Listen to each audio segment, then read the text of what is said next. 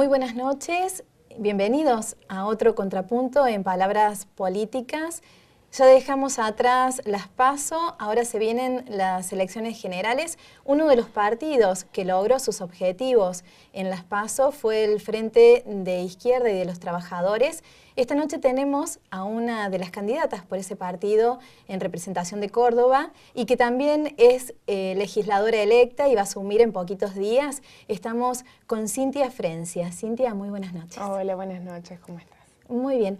Cintia, sí. Consiguieron el 4º lugar en la nación, el 6º en la provincia.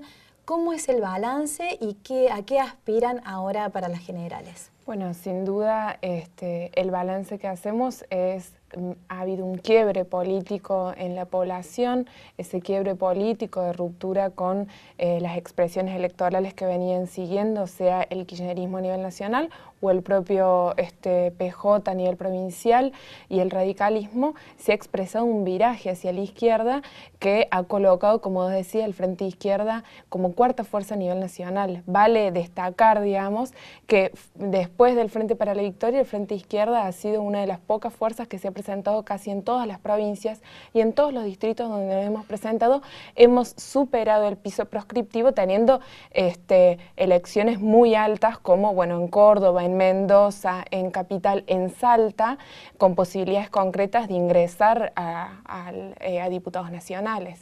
Sin embargo, otro de los partidos que logró una buena performance fue el PRO, y que está en el otro extremo de las propuestas. ¿Qué lectura hacen ustedes de eso? Mira, justamente lo conversamos varias veces, digamos, con los vecinos y por ahí con simpatizantes, porque en Córdoba el PRO hace esta elección.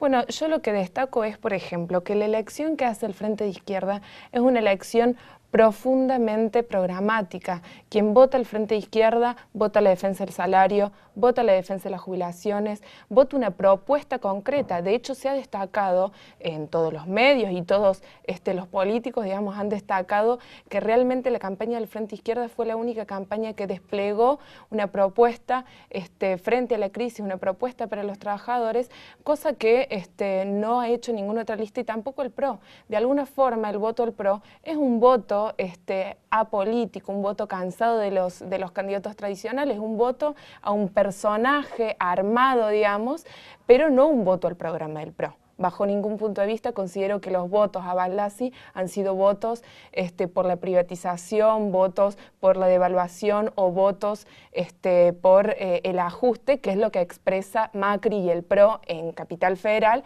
pero a nivel nacional, porque no ha sido esa su campaña. Entonces nosotros también hacemos un llamado a ese electorado, digamos, cansado de los candidatos tradicionales, a que efectivamente el PRO no puede ser una variante para canalizar sus reclamos, ya que donde gobierna, digamos, y aunque no lo digan, son partidarios también de la evaluación y el ajuste, que ya lo vivimos nosotros con con el PJ, con el kirchnerismo a nivel nacional. ¿Qué le pasa al electorado que votó al PRO? ¿Está desinformado?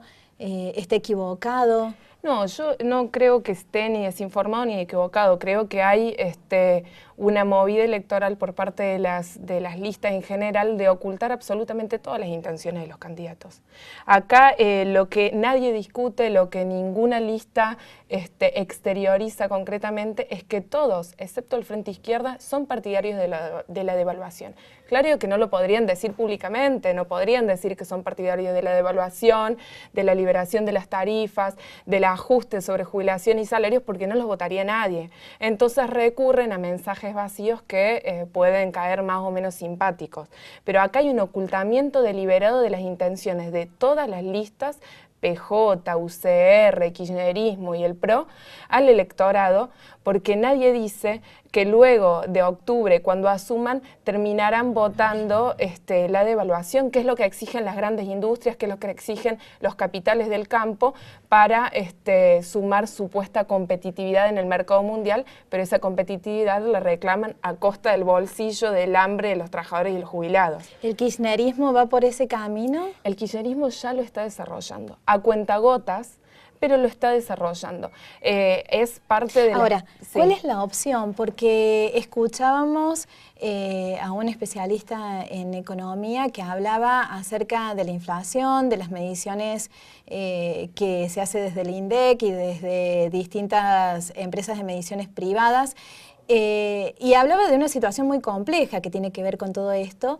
y que involucra muchos actores y diversos factores. ¿Hay una salida fácil, rápida a la inflación, a la devaluación, una opción a eso en este momento, o tenemos que tener en cuenta un montón de factores y en realidad es un mensaje de campaña? El que se acabe con la inflación, por ejemplo.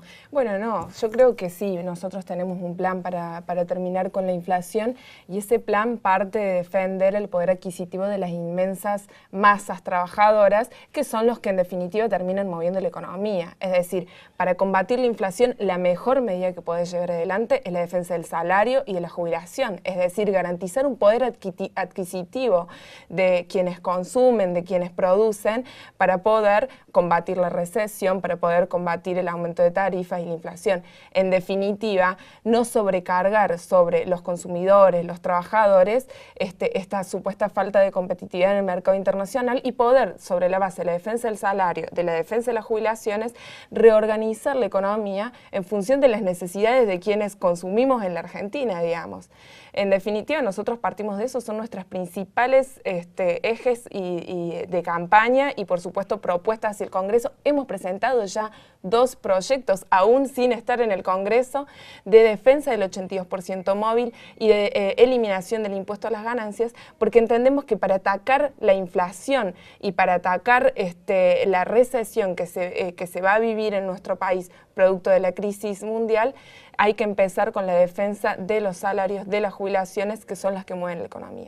¿De dónde saldría el dinero que ahora sale del impuesto a las ganancias según la propuesta de ustedes? Mirá, existen millones de exhibiciones de impuestos desactualizados y demás que no se cobran en los grandes capitales. Los capitales que cotizan en bolsa no se cobran. Bueno, ahora supuestamente hay un proyecto para que empiecen a cobrarse un impuesto a las ganancias, pero lo cierto y concreto es que el sistema tributario en nuestro país está descargado principalmente sobre los trabajadores, sobre los jubilados, sobre los consumidores finales, y están eximidas grandes empresas, los grandes capitales, los grandes pools de siembra, inclusive con impuestos que, como te decía, desactualizados. El impuesto al inmobiliario rural en nuestra provincia está desactualizado 10 años, cuando a nosotros el impuesto inmobiliario urbano te lo actualizan año a año. Entonces ahí lo que hay que modificar de conjunto es el sistema tributario. Es decir, que realmente se cobre a quienes son los que detentan las grandes ganancias. El tema es que cuando empezás a tocar eso, empezás a tocar intereses muy fuertes que después, o sea, generan movimientos. Por ejemplo, acordémonos de la 125, que no sé si cualquier gobierno es capaz de afrontar o mantener medidas como las que vos me estás mencionando. Bueno, ¿no será que, perdón, sí. porque mi mirada es esta, de afuera a veces las cosas se ven muy fáciles, pero cuando uno entra hay que mantener ciertas políticas o ciertas decisiones? Mira, lo de la 125 sería como muy largo de explicar, pero lo que yo creo es que acá no hubo, por ejemplo, en la de la 125, una discusión verdadera de si los fondos de las retenciones que se planteaban con este aumento por la de 125 iban a ser destinados, como yo digo, a defender el ingreso y el consumo de las grandes masas trabajadoras. De hecho, mientras se le aumentaban las retenciones, los trabajadores estaban reclamando salario, estaban reclamando jubilaciones y esas retenciones no iban a parar ahí, iban a pagar al fondo de la deuda, iban a parar a pagar la deuda y asumir los compromisos internacionales. Es decir, que no hubo una política seria, ni con la 125, ni ninguna otra lista que lo haya propuesto, de verdaderamente avanzar en cobrarle los impuestos o aumentar las retenciones o eliminar las exhibiciones de los grandes capitales, para eso invertirlo en el ANSES, en las jubilaciones y demás. Si lo hubiera habido, el campo no Si lo hubiera resistido. Si lo hubiera habido un gran apoyo de los trabajadores y de los jubilados a la medida de la Nación. De hecho, no la hubo, a tal punto de que los trabajadores, los peones rurales, terminaron apoyando una medida reaccionaria, que era la del campo, que era contra un aumento de las retenciones, que nosotros a priori estaríamos de acuerdo. Ahora discutíamos para qué se utilizaría ese aumento de las retenciones, no para pagar la deuda, no para seguir sacando las riquezas del país. Entonces, la gran falla del gobierno es que al no tener una verdadera política de cara a los trabajadores, lo que hizo fue terminar poniéndose en contra de todos los trabajadores, quienes venían padeciendo salarios de miseria, jubilaciones de miseria, una salud, educación en decadencia, y encima veían que a los únicos que ganaban plata les saqueaban. El campo, sobre la base de esta posición, de este rechazo de los trabajadores, logró juntar a los trabajadores rurales y a un sector de la población a apoyar una medida reaccionaria. Si el gobierno hubiera en ese momento decretado, por ejemplo, el salario mínimo igual a la canasta familiar, hubiera eliminado la ley de peón rural, que venía de la dictadura en ese momento, hubiera decretado una jubilación mínima a la canasta familiar, ya ibas a ver cómo la medida iba a tener otro carácter y el gran apoyo popular iba a impedir que el campo haga lo que hizo, que es este lockout patronal. Entonces también tiene que ver cómo vos te apoyas sobre los intereses de los trabajadores y lográs traccionarlos para que defiendan la medida frente a estos posibles, obviamente, lockout patronal que hagan los sectores económicos. Cintia, para ir terminando, sos joven, sos militante, sos legisladora, todavía no has asumido, pero faltan muy pocos días. Sí. En el momento que estés ocupando ese lugar tan importante y luego cuando lo abandones, ¿qué es lo que no te gustaría no haber logrado, digamos? ¿Qué es lo que te propones y con lo que te quieres ir, digamos? Bueno, nosotros venimos trabajando ya fuera y dentro de la legislatura, como te decía, con una serie de ejes, sobre todo la defensa del trabajo, contra la precarización laboral, la defensa de las jubilaciones y la defensa del medio ambiente. Sobre la base de estos ejes, nosotros venimos desarrollando ya una serie de iniciativas legislativas, pero también iniciativas legislativas que apuntan a fortalecer movilizaciones y procesos de organización que se vienen desarrollando fuera.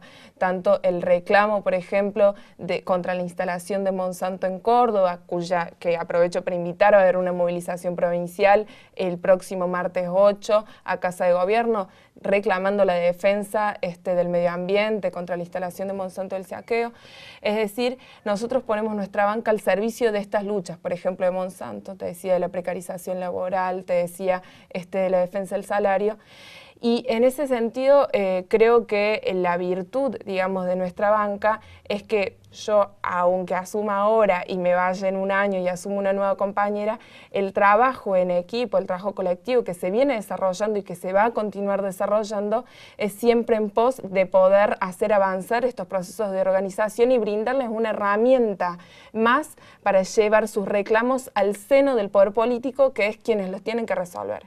Entonces, ¿qué me gustaría? Bueno, poder ser un aporte, un sostén de estos reclamos, ser una herramienta al servicio de estas luchas y poder finalmente concretar la conquista de estos dentro de la legislatura. Por eso presentamos todos estos proyectos de ley. Cintia, muchísimas gracias por esta visita. Bueno, muchas gracias a ustedes. Nosotros, como siempre, seguimos en Palabras Políticas.